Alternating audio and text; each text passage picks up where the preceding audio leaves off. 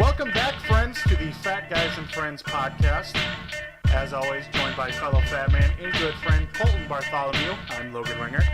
Hi, Bart. Wang! More NFL previews. Getting closer and closer to the regular season each day. And on the line today, we have a new friend. He's an old friend, but a new friend to the podcast, Aaron Duecker. Hi, Aaron. Hey, guys. Let's do this. What a solid opening, Aaron. solid opening. So you're a big Jets fan, so we're going to be talking about the AFC East today. So we'll give you the option of either opening with the Jets or saving him till later in the podcast. We'll save it. We'll save the Jets. All right. Let's open with the Buffalo Bills then. All right. What did they do? In the offseason, didn't do a whole lot. Added Zach Brown from the Titans, a linebacker, Jabari Lattimore over from the Jets, and cornerback Sterling Moore from the Buccaneers. They lost Chris Hogan to their own division. He went over to the Patriots. Percy Harvard retired on him. Mario Williams stayed in the same division, went down to the Dolphins. They lost Leotis McKeldin. That was it. I don't know why I was going to act like I was talking more. Oh, kind of a rough offseason for the Bills here, especially with the guys that they drafted. They're having some bad injury luck. Yeah, it was Reggie Ragland. Yep. Is that right? Yep. It might have a partially torn ACL. And if it's not all the way through, there might be chances for him to play in the second half of the year, but it doesn't look good for him. And then Shaq Lawson, they knew he had a shoulder problem, and then he got surgery, and he won't be able to play at least 100% for a while. Yeah, not a good start to training camp for the Buffalo Bills. Yeah, your first and second round picks are hurt.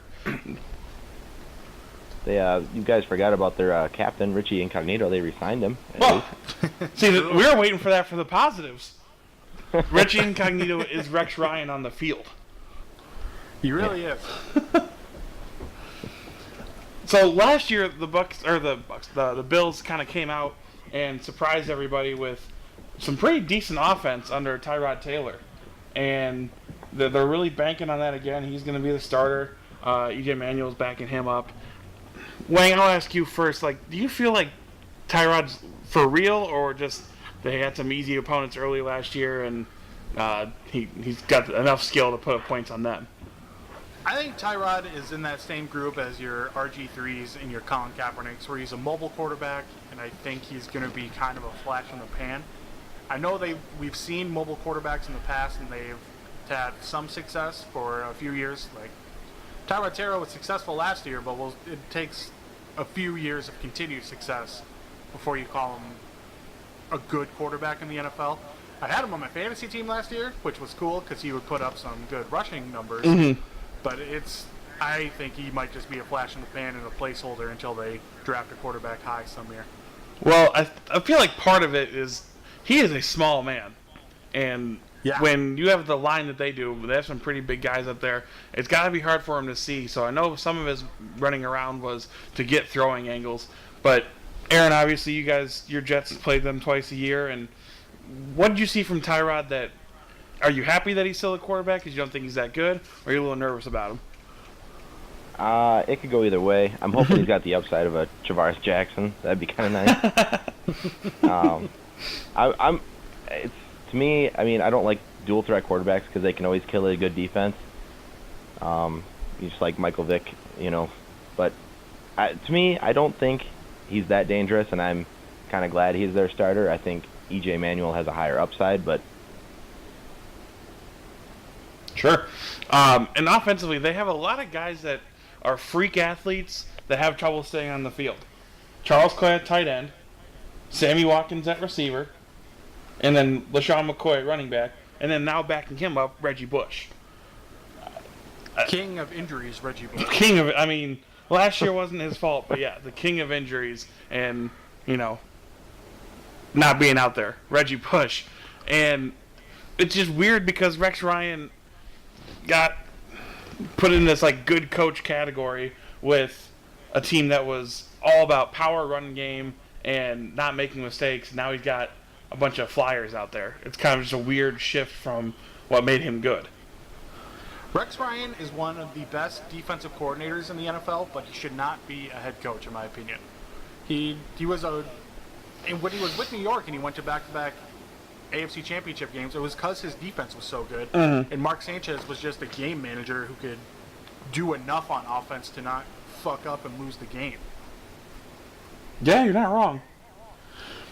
Yeah, I had enough time and experience watching Rex Ryan coach that he's kind of. I mean, I'm kind of over it now. Last year, I kind of wanted him to succeed until they beat the Jets in the last game of the season, knocked them out of the playoffs. So I was pretty all right with that. I just felt bad because then your Jets spent this entire offseason begging for Ryan Fitzpatrick, and it's like, well, this guy couldn't beat the Jets or the Bills, who weren't playing for anything in the last week.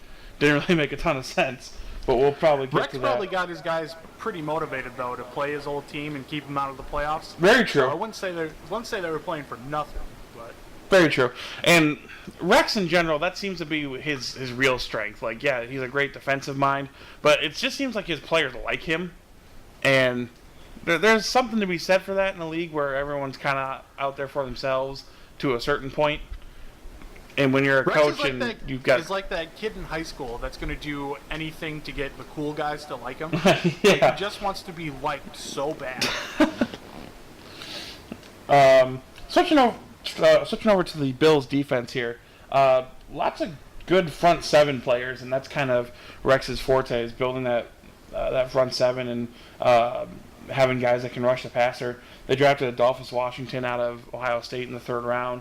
Obviously, Marcel Darius, who's a little bit older now, but and hasn't really lived up to that contract, but we'll see what he does. And Kyle Williams,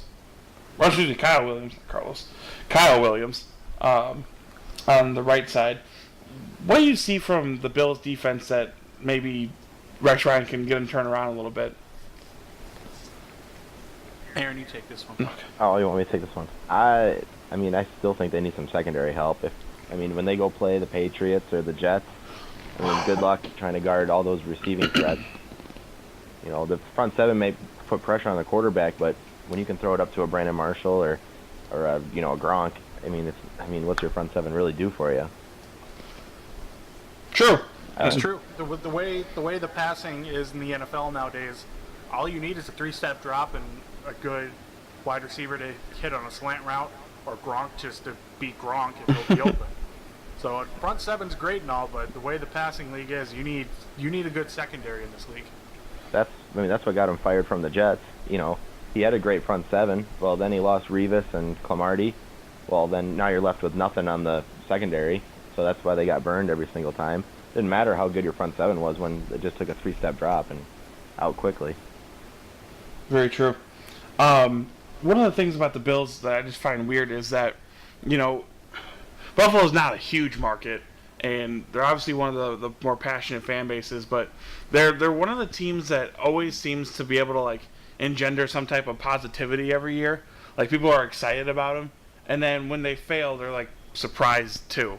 Which doesn't make sense, because it's like, well, yeah, then you trotted out Tyrod Taylor again, and, yeah, he was all right, but to think that he's going to be a quarterback of an 11, 12-win team, that's just not really reasonable. It still blows my mind that people think Tyrod Taylor is one of 32 people in the world that can lead a National Football League team. Like, I just don't see him being the long-term solution in Buffalo.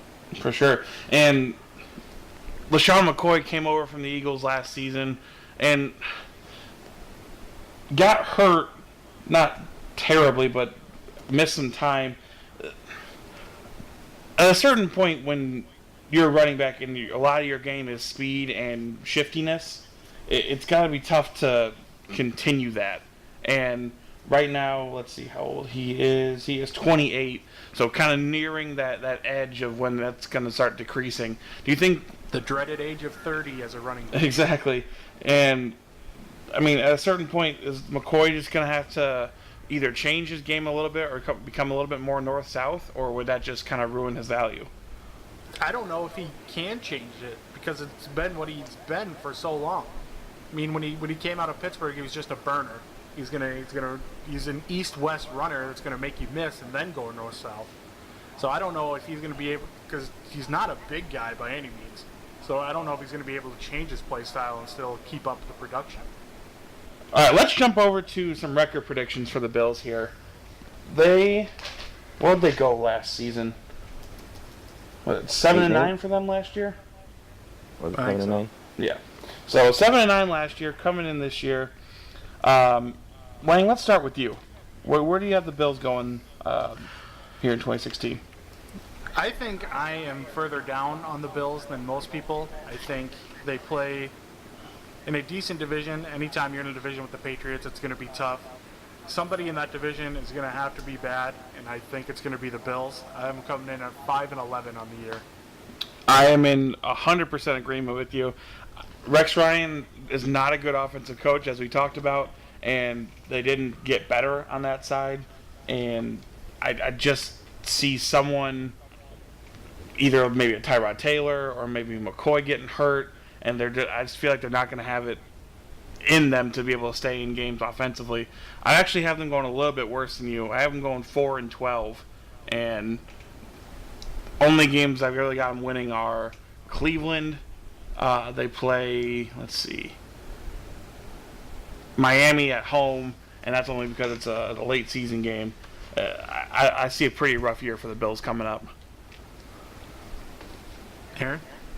Well, I mean, I did a little bit of research into this whole thing, and NFL.com gave them a C+ grade for the offseason, which is not that great.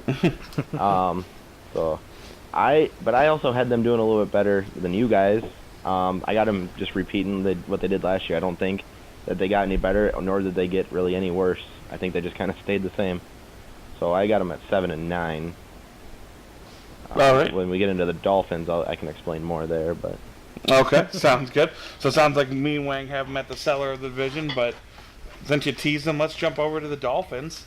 Wang, what were their big acquisitions and departures this year?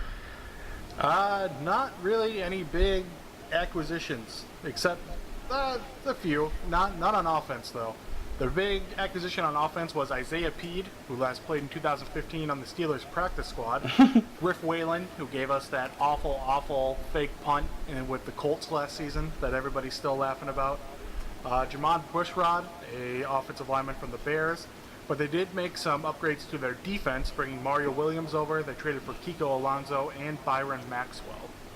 But they lost some big people on the offensive side that they really didn't replace. Oh, they also added Arian Foster, which just recently happened. I forgot to put him on the list. But they lost Lamar Miller. Greg Jennings just retired. They lost Quentin Coples and Brett Grimes on defense. For sure. And then not a player, but obviously changed head coaches. Brought in Adam Gase, who was the offensive coordinator for the Broncos and then the Bears, and now he's a head coach here in Miami. And just starting there, he's a guy that likes to tailor what he's doing to his quarterback. We saw it last year with the Bears. Jay Cutler actually cut down on his interceptions, which was thought to be impossible. And that's got to be one of the main reasons he got a head coaching job. Yeah, and get Jay Cutler to cut down on INTs? For real. Jesus, man. And he's got a system that gets the ball out of the quarterback's hands quickly, so everybody that plays quarterback for him likes it because they're not getting a lot of pressure. They're getting good numbers. The offense likes to, or can move the ball down the field sometimes. The problem is he is a terrible red zone coordinator. And I watched it in Denver 2 years ago and then last year for Chicago. He gets down to the red zone and with even more within 10 yards, and he is just so wrapped up in trying to do crazy things and do little screens and all this other stuff when it's like, just hand the ball off and figure it out after that. You know? Yeah, he falls in love with his passing offense too much when you get down in the red zone. Yeah, and we had 2 years ago for the Broncos with Peyton Manning, and Peyton Manning's always gonna, if the option's there to run it and that's the right option, he always does that. And then they would always call these pass plays. It's like, oh, that's broken up because Peyton Manning can't throw. And, oh, wait, that got dropped because Demaryius Thomas is on the team. So I see a lot of that similar stuff happening here in Miami because I don't see Ryan Tannehill as being any better than Jay Cutler. So I don't know why you would change what you do fundamentally with that as your quarterback. What do you guys see just offensively for the Dolphins this year? Aaron, you can go ahead first. Yeah, they're gonna struggle. I mean, Ryan Tannehill hasn't lived up to any bit of that contract he signed. Lamar Miller was their best offensive piece last year, and he's gone. They're gonna rely on a second-year running back. I'm gonna probably murder the last name here, but Jay Ajayi? Yeah, they're gonna rely on him, a nobody almost. It's not gonna be good, I don't think. You do remember though they did have an offer for C.J. Anderson that got matched by the Broncos. They did, and I know Gase really wanted him because he fits that zone read out of the shotgun really well. But I feel like that's part of the reason they brought in Foster. But keep going, Aaron. They also lost Greg Jennings retired. You know, do they still have Mike Wallace down there, or did he move on somewhere else? No, he's in Baltimore now. He's in Baltimore now, yeah. So I mean, they got a couple of slot receivers that are decent, but I mean, the only people that have ever succeeded with that are the Patriots.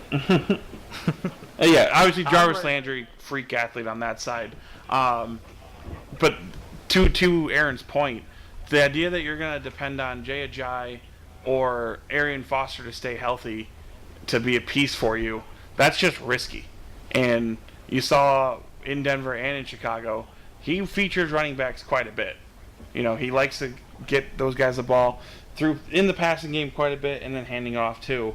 So to have two guys that are question marks at best, that doesn't seem like a good idea. Did you mention Arian Foster? I believe he went down there, right? Yeah. Yeah. Yeah, okay. I mean, I'm right there with you. Lamar Miller was their best offensive player last year, and to think that Arian Foster or Jay Ajayi is going to replace him is out there. I don't think Ryan Tannehill has lived up to that contract at all, like Aaron said. I don't think he's the answer in Miami. This is really going to be a make or break year for him. Like Bart said, Jarvis Landry's a freak athlete. I think Devontae Parker might have a breakout season, but we've been saying that for a year now. He was supposed to have a breakout season last year and didn't do much. So I think the Dolphins are going to struggle on offense this year for sure. And switching over to their defense, they made actually a couple of moves that I didn't mind. When you've got Cameron Wake coming off an injury, if he can come back anywhere close to what he was before he got hurt, you're going to be solid there. Took a little bit too much money, I think, to bring in Mario Williams, but if he can be close to what he was in Houston, or at least occupy blockers for Cameron Wake and Ndamukong Suh on the defensive line, he might be worth it. So we talked about with the Bills. In this division, especially when you got Brady, you have to be able to get to the quarterback without blitzing, because you need to have guys covering, and you've got to be able to rush forward and get pressure.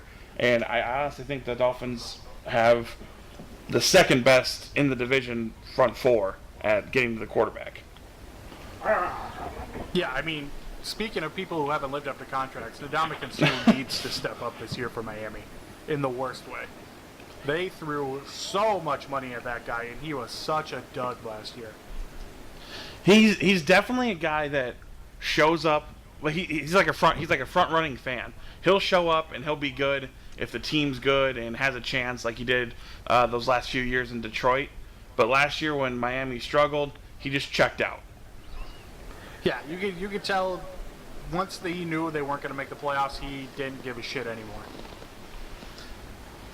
And now he's on episodes of Ballers talking, like, obviously this is the show, but they opened a restaurant, and I'm like, you know what? I feel like this is happening in real life. I feel like he's doing that as opposed to worrying about football. With being a defensive tackle, he probably loves to eat, so True. It would make sense. And you mentioned the trade they made defensively. They brought in Byron Maxwell and Kiko Alonso from Philly. For what reason, I'd love someone to tell me, because looking at that Philadelphia defense last year, what would make you think that those guys are like worth? They didn't trade a ton for them, but just acquiring for any type of value as opposed to through free agency. I mean, Byron Maxwell struggled in Philadelphia, obviously. I don't think he's that great of a corner, but I like the Kiko Alonso move. He was one of the better defensive rookies in Buffalo, and then coming over to the Eagles in the LaShawn McCoy trade. He was a big up-and-coming linebacker. Then he injured his knee, was out for a little while, came back last year, was okay, but I think he's still got all the potential in the world to be one of the better middle linebackers in the league. What's the ceiling for him? AJ Hawk? That's actually not a bad AJ comparison. Hawk, yeah. Yeah. I mean, that is the type of player. He is a more run-stopping linebacker, and he makes some plays in the passing game. But yeah, he's definitely more of that hover around the line guy. We talked about how, especially with the wide receivers that are in the AFC East, you've got to have better corners, and Maxwell's obviously going to be on one side, and Jamar Taylor, ESPN has him listed as their other corner. I'm not sure if they did enough to upgrade those positions that they needed, and it's probably because they have so much money tied up in Tannehill and Sue now that they don't have a ton of flexibility to be able to bring in guys. Yeah, two big underperformers making way, way, way too much money at the moment. So let's shift over to the record predictions here. And from our talk there, it sounded like we're all kind of on the same train here. But Wang, let's start with you. How do you have the Dolphins going? Like I said, Ryan Tannehill has underperformed since he had a couple of good years, but he's been on the decline, I feel. Rookie head coaches are always going to struggle, like I said, with the Bills, especially when you're in a division with the Patriots. It's going to be tough. I have them going worse than the Bills, surprisingly. I think it's going to be a disaster in Miami. I have them going 4-12 this year. Woohoo! Wow. All right. I don't think you're wrong in the sense of why they're going to struggle. I just think that some of the talent that they have will cover up for a couple of things. I don't have them going much better than you. I have them going 6-10. Well, that's only because they always seem to pull out December home games or November home games where it's still like 75 and sunny there, and everyone else is used to the cold. So yeah, they could easily win a couple of games that I have them losing. It's just I don't see it going well by any means in Miami. I'm with you. However, I do think eventually Adam Gase will be able to get some things going down there. I think he is a good enough coach. Oh yeah. I think he'll turn it around, but first year for head coaches is always rough. Yeah. And people want to play in Miami. We see it in all other sports, and it's true in football too. I mean, no state income tax. You live in Miami. It's not a bad life. No, not by any means. Aaron, how do you see the Dolphins going this year? Well, again, to NFL.com, they rated their offseason as a D+. Ooh. Oh boy. So that to me, that means you got worse, if you ask me. Fair. Lost their best offensive threat. I do think they have a good front line on the defense with Williams, Wake, and Ndamukong Suh. I do think that's a pretty good front line right there. But I also, along with Logan, I have them going 4-12. Woo!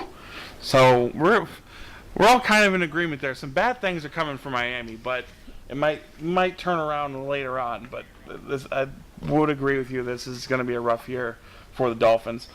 But now let's switch over to Aaron's team, the New York Jets, Jets. Jets. All right, Wang, what do you got for acquisitions and departures? I made a couple of big moves. Obviously, adding Matt Forte to the running back position is big. Steve McClendon, the big nose tackle from Pittsburgh, is now residing in New York. They also added Bruce Carter, a linebacker from the Cowboys, and they traded for Ryan Clady from your Denver Broncos, Bart. Mm-hmm.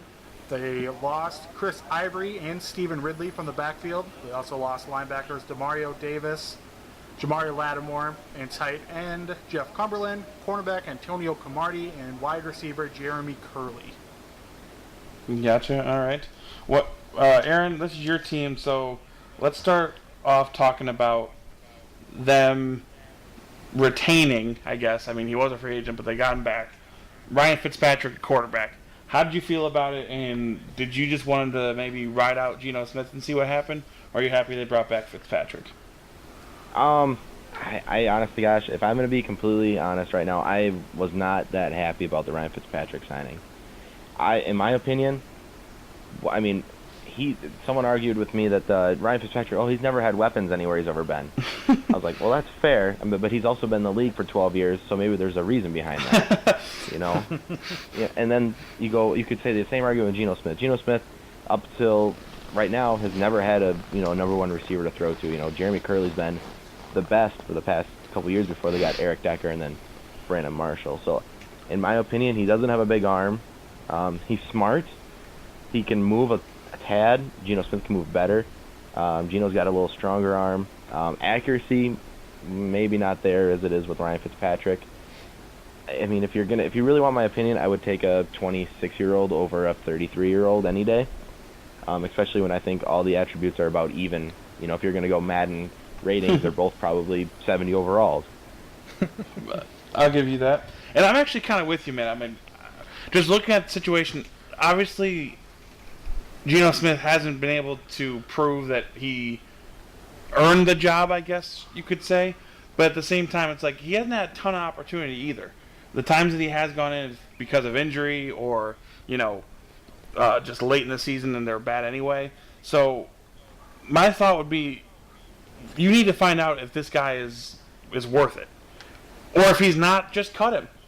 Like, I don't see a reason. Like, at a certain point, his confidence has to be shot that they were so adamant about bringing Ryan Fitzpatrick back, even after training camp had started, that he's got to be sitting there and like, well, you guys think I'm shit, so why am I here? Yeah, if he's still got confidence, he's got a strong will, because everyone in the media has done nothing but cut him down, and that. But then again, if you're going to play in New York, you got to be used to that kind of stuff. You're not gonna get praised if you're average. You're going to get booed. So true. It's kind of that kind of scenario, and like I said, I don't think Fitzpatrick. I'm going to say this, and he's going to have another great season, and then they're going to miss the playoffs by one game again, and it's going to make me frustrated. But I think at some point, if you just look at Fitzpatrick's career, Geno will get a chance to play one or two games. And I don't know if I'm not in front of a computer right now, but if you look up, Geno Smith played basically one full game last year, and he had a pretty good QBR, and I think he had 3 touchdowns and 1 interception or something like that. It was a pretty successful game that he had. For sure. And when you go ahead, Mike. I'm going to argue that both of you are wrong. Oh. Because if you're a game away from making the playoffs with that starting quarterback, oh, by the way, he's threw the most passing touchdowns in Jets history. Like, people just go over that fact. You're a game away from making the playoffs. Geno Smith has been your starter for 4 years. It hasn't done much. Hasn't done a lot in New York. Keep Geno around, because obviously he's got it. I don't think his confidence is shot by any means, because he's saying all the right things. Keep him around. Have him be your backup. Fitzpatrick is known to get hurt, so maybe he can step in at some point during the season. But when you have weapons like Decker and Marshall, and you bring in a Forte, their offense is going to be good. It's going to be very good, but it all boils down to the quarterback position. And I think the Jets have seen enough from Geno where Geno's not going to lead them to the playoffs. So why not bring the quarterback back that almost got you to the playoffs, see what happens. It's only a 1-year deal, so maybe Geno can prove something in practice, prove something in training camp. Maybe he's the guy next year. He's still, like you said, he's only 26 years old. Not very old yet. Can hang around. I think the Jets made the best move possible. Give Fitzpatrick a 1-year deal. See what happens, and then maybe go with Geno next year. Maybe it's Christian Hackenberg time. I think the Jets did a phenomenal job bringing back Fitzpatrick. Okay. I will say this. This year might not be that bad of a deal for Fitzpatrick. We don't have a deep threat this year until probably midway through. That Devin Smith out of Ohio State, one of the fastest wide receiver times last year's draft, he tore his ACL at the end of last year, so I don't even know when he's going to be ready to play. So I would agree, maybe Fitz is the better fit this year, because there isn't going to be that need for that deep ball down the field. Mm-hmm. Only sticking with the quarterbacks just because you mentioned him, I read a report today that Christian Hackenberg has been horrendous, and there's a legitimate chance that Bryce Petty might be the the opening day backup just because he plays more of Fitzpatrick's style. So it'd be a little easier transition if Fitzpatrick was to get hurt. But he has a big time arm too, though, so I wouldn't be completely opposed to that either. true. They have a lot of young quarterbacks on that team. I don't know entirely what the Jets are doing there, the thought process, but I guess we'll have to see on that. But shifting over to where the Jets are probably the strongest in this division, I would say, is the defense. And Todd Bowles being a defensive coach, and you had Rex Ryan before him, they know what they want. They know the guys that they need for that side. And up front, Wilkerson, Richardson, and McClendon, very, very solid front three. If they can all play, obviously some suspensions looming. But I think the Jets have built probably the most complete defense of the division in the AFC East. Yeah, I would agree. Today, actually, Wilkerson just got off the PUP list today. Oh, okay. So he's full go on practice. So I was pretty excited about that. Probably no one else was, but no, last year their defense allowed 19.6 points per game, which is very impressive considering the fact they play against Tom Brady twice. I wouldn't expect it to be that low this year. They have a pretty tough schedule. They have to go see, Seattle, teams like that this year. I would imagine maybe like maybe a 4-point, 3-point up in that. But that's still pretty good if you're at 22 points a game giving up. For sure. And then they obviously still kept Darrelle Revis, who shuts down half the field. And when you have that ability to just say, okay, other team's number one is taken out of the game, it cuts down what the other team can do by probably about 3/4.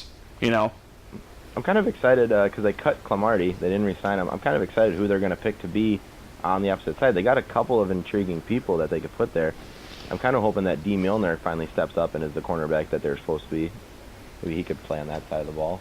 He was a first-round pick, wasn't he? Yeah, was he? A couple years ago I think he was. And I think he was out of Alabama.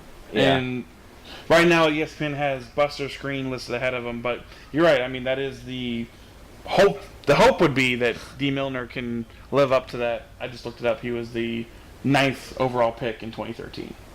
Oh, what a great pick. All right, let's jump to record predictions for the Jets here. Aaron, you kind of mentioned they have a rough schedule. I'll start this off, and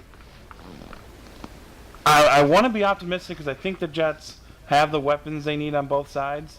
But like you mentioned, that schedule is brutal, especially early.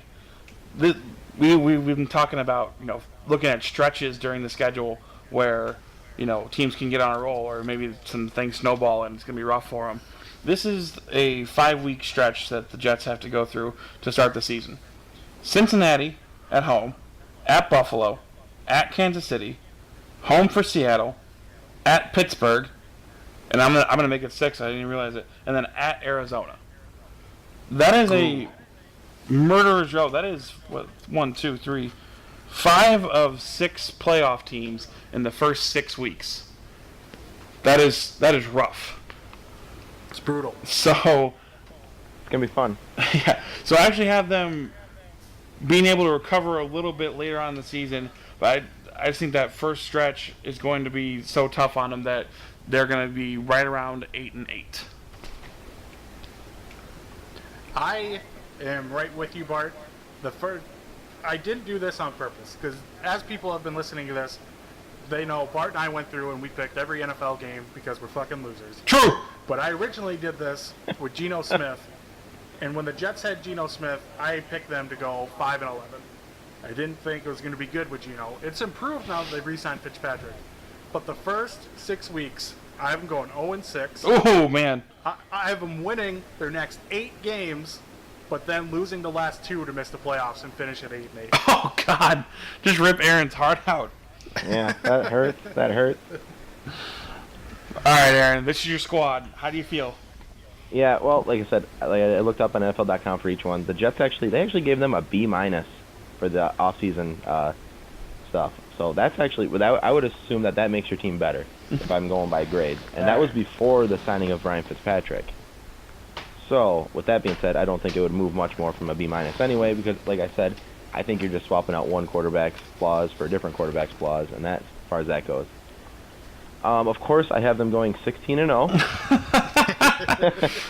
No, I'm just kidding. I thought about this. I had them actually have a losing record to start the season. I think I had them starting 2-3 or something like that. I do have them recovering pretty well, because I think that honest to gosh, and I fought with this and then I just decided, you know what, it's my team, so I'm gonna make them a little bit better than what I probably think they'll actually go. I think they'll actually go 10-6. Okay. I'm gonna stay firm. I'm gonna stay 11-5, and they're gonna hit a wild card spot. All right. The only reason I say that is because I know they split with the Bills last year. They beat the Dolphins twice, and it seems like every year the Jets are at least decent. They always split with the Patriots. So right there, you've almost won the division. They can steal a game. They can beat Andy Dalton. They might be able to beat Russell Wilson, although I picked that as a loss. There's a lot of games that are probably going to end up being 7-6 that they might be able to pull out with a field goal. So I think you're right. If they do go 11-5, like you're calling, it is going to be a lot of tight games, and I feel like 11-5 would be that best case scenario for them.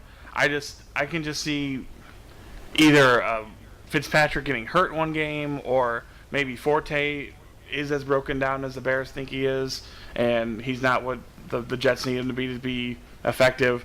And that tight schedule early with all those good teams, it'll be interesting to see if they start off as rough as Wang and I feel, to see how they can bounce back, especially with wild cards on their team like Brandon Marshall, who if they can start off 3-3, I think they're gonna be golden. True. If they went 3-3 in that first 6, I would say they're set up for a playoff run. But 3-3 would be a big ask for some of the teams they have to play, especially on the road. I can tell you that there'll be a lot of Miller Lights in my future on Sundays. All right, that was the first 3 teams of the AFC East. We have another friend for the New England Patriots, and he is angry at one Roger Goodell. Uh-oh. But if I may say something sure. here about the Patriots. Now, I'm not the Patriots expert here, but I had to mention that I'm very excited that Tom Brady finally got what was coming for him for deflating footballs. You betcha.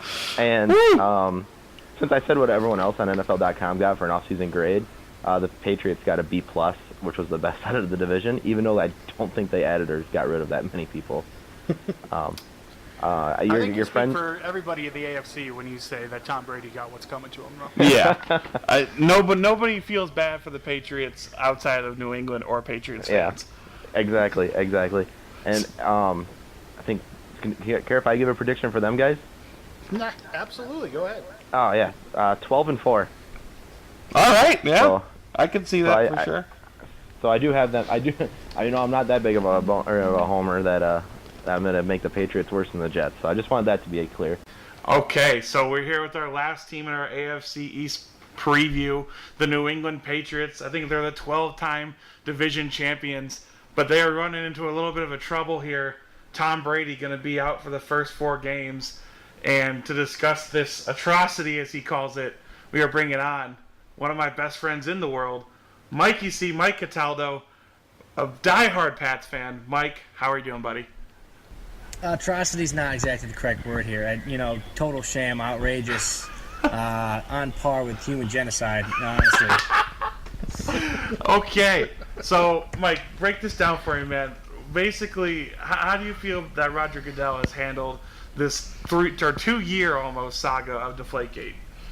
Terrible. Honestly, I can't describe in words the emotions I feel. I run a physical stabbing motion with my hands towards a picture of Goodell. I wish I could phrase it better, Colton. I honestly do, but this whole, as you put it, Travis, the atrocity, as we want to call it here, is just absolute garbage. Goodell has decided that he is judge, jury, and in this case, executioner. And I just won't stand for it, frankly. I don't know. All I'm saying is if Goodell listens to this, he needs to watch out.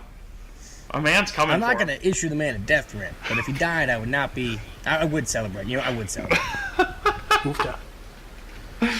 Okay, all right.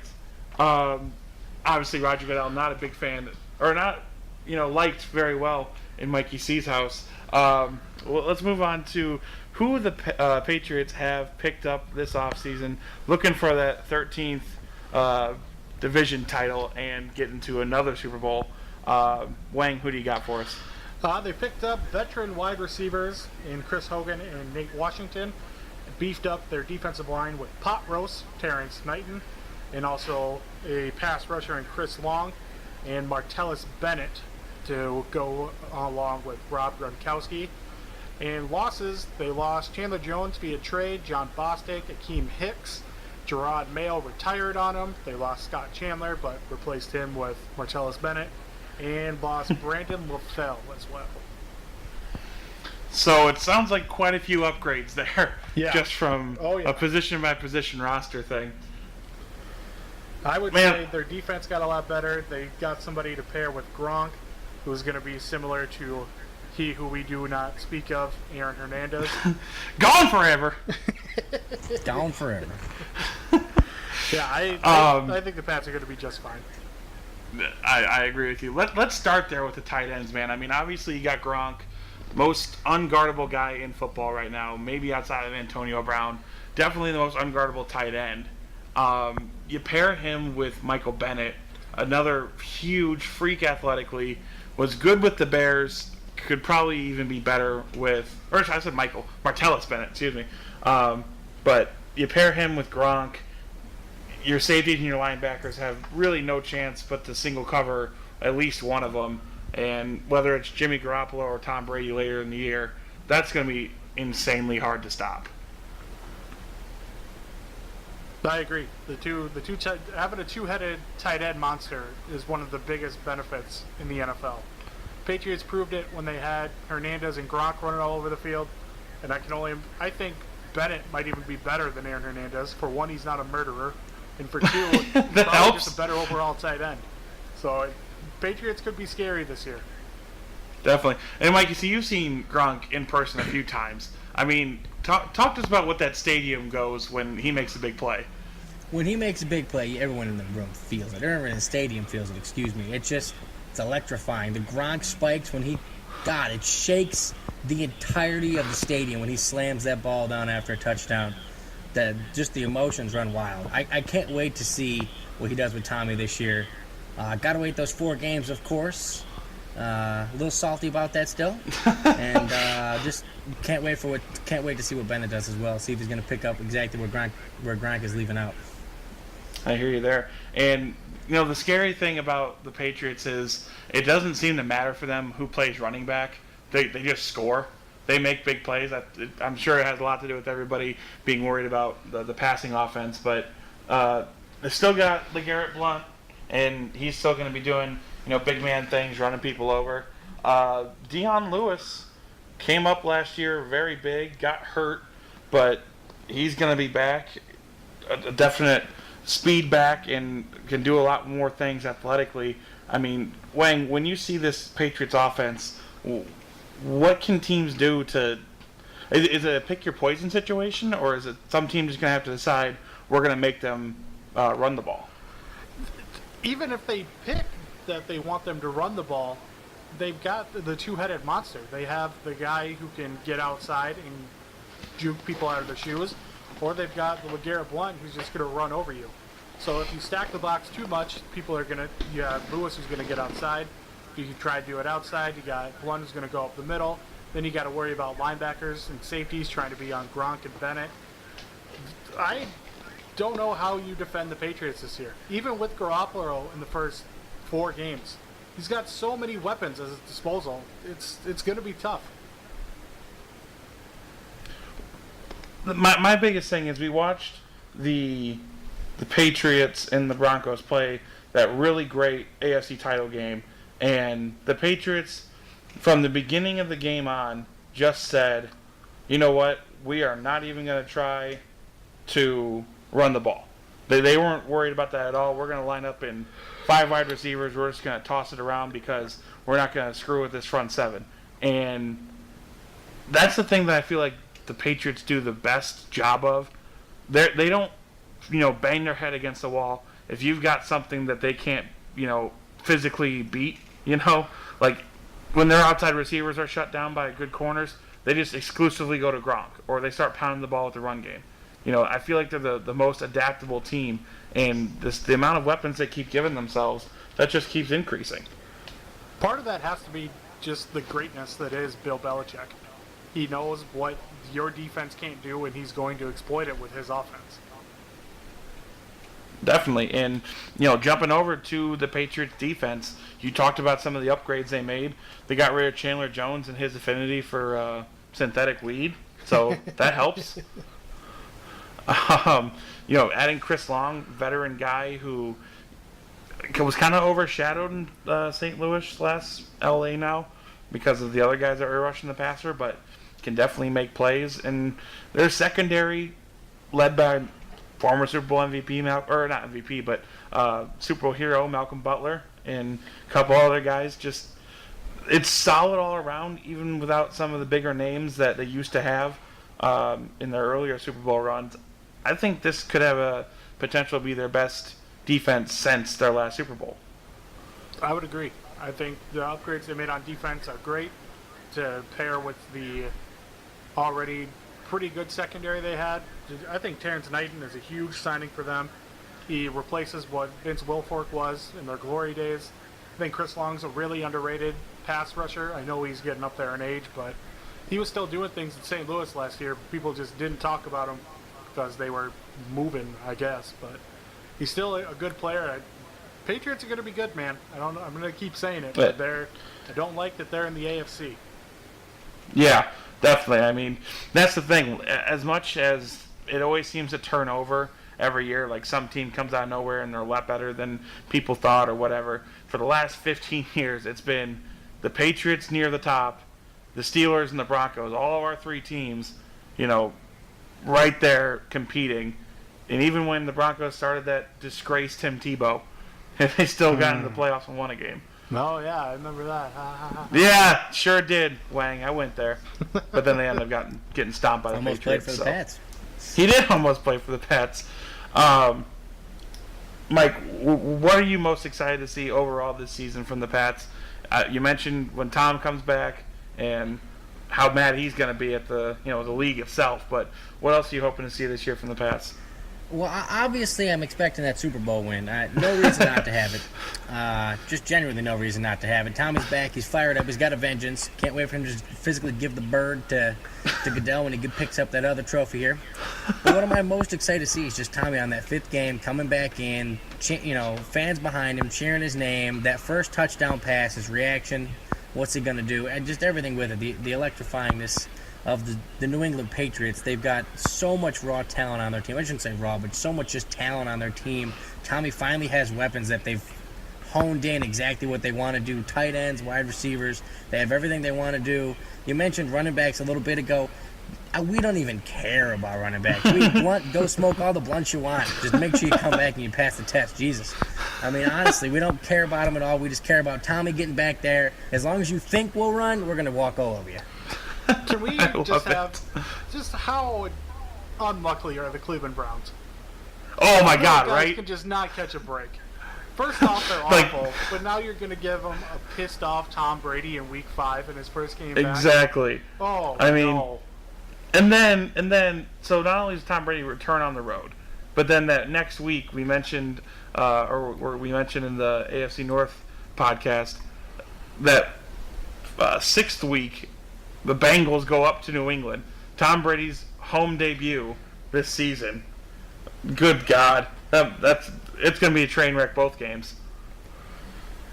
I wouldn't be surprised if Tommy literally shows up with a bottle of whiskey in his hand, just laughing the whole game. Because I'm gonna take a shot every time I just throw a touchdown pass, guys. We got this. Yeah, we got this, boys. All right, let's jump over to some record predictions. Mr. Wang, how do you see the Patriots season playing out here? I think they're going to be just fine. In their first 4 games, I have them going 3-1 without Tom Brady in the lineup. The only loss coming in Week 1. to the Arizona Cardinals, just because I think the Cardinals defense is very good. That secondary will probably be able to handle Garoppolo. But after that, I see him going 12-4 and taking the division and getting the top seed in the AFC playoffs. Oh wow! All right, yeah, I'm going 12-4. I have him at 11-5. My only challenge or change from you is I think they're going to lose that home game to the Bills, only because Rex Ryan always seems to battle Belichick well enough defensively. True. And then you mix that in with a rookie quarterback. That's a tough ask for Garoppolo to be able to handle a Rex Ryan-led defense. Very true. Mikey C, give me a number on wins. You for the don't Pats even this have year. to ask, my friends. Even with Garoppolo was trained under the literal greatest of all time, the GOAT of of football. Tom Brady himself has trained this man, and he's got all the tools Tommy could ever use, ever want. 16-0. They're not going to lose the Super Bowl this year to the Giants. I'll tell you that much. Okay. He's and calling it. Lucky ass catches. Mikey C's calling the shots. Mike's calling a 16-0 Super Bowl run. When I play Madden next year, it's going to have all the stat bars just completely full for the Patriots. I love it. Aaron is back on the line to give our recap of the AFC East. Mine was not good. I have the Dolphins having a train wreck of a season at 4-12. Bills not much better at 5-11. The Jets having a very weird 0-6 start, and then 8 straight wins and 2 losses to go 8-8. And the Patriots coming in winning the division at a 12-4 mark. I have the Buffalo Bills at 4-12, Miami at 7-9, or excuse me, 6-10. 7-9 was the early prediction, and then the Jets going 8-8, and New England taking the division, only playoff team at 11-5. I'm still not sold that the Bills are that good or that bad yet. But the Dolphins, I got 4-12. The Bills 7-9. The Jets, the wild card team, 11-5, and then the Patriots at 12-4. And there she is, our AFC East preview / predictions. Thanks for coming on, Aaron. This was fun. It was a lot of fun. I would be more than happy to do this some other time. If the Jets go 3-3 to start the year, we'll call you back, because that would be very, very impressive. I mean, that's like best case scenario. So For sure. All right, Wang, tell the people where they can find us. No, I was just going to say, you always say this to me. I'm going to tell you to tell people where they can find us. Okay, you can find us on Twitter, Fat Guys N, like Nancy, Friends. Facebook, Fat Guys and Friends. That's where you can find all of our YouTube links. Obviously, our YouTube channel, Fat Guys and Friends. You can email us, fatguysandfriends@gmail.com. Or, because of Wang's ingenuity and precision skill, we are on iTunes. So find us there, like, subscribe, share, do whatever, internet terms. Just listen. Buzzwords. Buzzwords. Thank you for listening. I'm sure we have another one coming up here of our NFL previews. Goodbye.